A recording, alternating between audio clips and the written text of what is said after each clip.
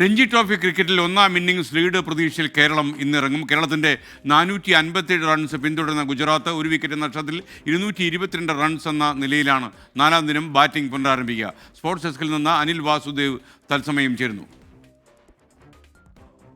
Anil, good morning, പറയൂ.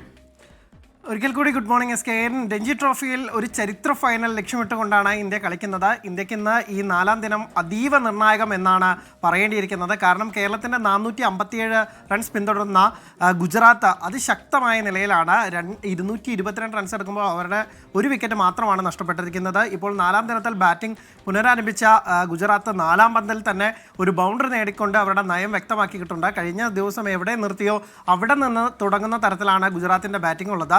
കേരളത്തിന് ഉടൻ തന്നെ ഇവരുടെ വിക്കറ്റുകൾ വീഴ്ത്തി ഒരു ഒന്നാം ഇന്നിംഗ്സ് ലീഡ് എടുക്കേണ്ടത് അനിവാര്യമാണ്. ഈ മാച്ചിന് ഒരു വിൻ ഓർ ലോസ് എന്നുള്ള ഒരു റിസൾട്ട് ഉണ്ടാവുക ഇനി ഈ ഘട്ടത്തിൽ സാധ്യമാണോ എന്നുള്ള സംശയമാണ്.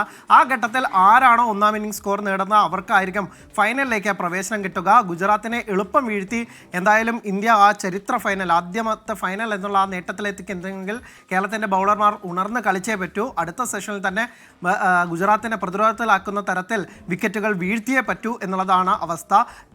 പിച്ചിന് വലിയ രീതിയിൽ ടേണൊക്കെ ഉണ്ടാവും എന്നുള്ള തരത്തിലായിരുന്നു പ്രതീക്ഷയുണ്ടായിരുന്നത്. പക്ഷേ ഇന്നലത്തെ ലാസ്റ്റ് 2 സെഷനിൽ അങ്ങനെ ഉണ്ടായില്ല. പക്ഷേ ഇന്നെങ്കിലും മാറ്റം ഉണ്ടാകുമെന്ന് പ്രതീക്ഷിച്ച് കാത്തിരിക്കുകയാണ് കേരളത്തിലെ ക്രിക്കറ്റ് ആരാധകർ. കേരളത്തിൻ്റെ ചരിത്ര ജയം അല്ലെങ്കിൽ ചരിത്ര ഫൈനൽ കാത്തുകൊണ്ട് ഇരിക്കുകയാണ് SKN ആരാധകർ. Okay, thank you.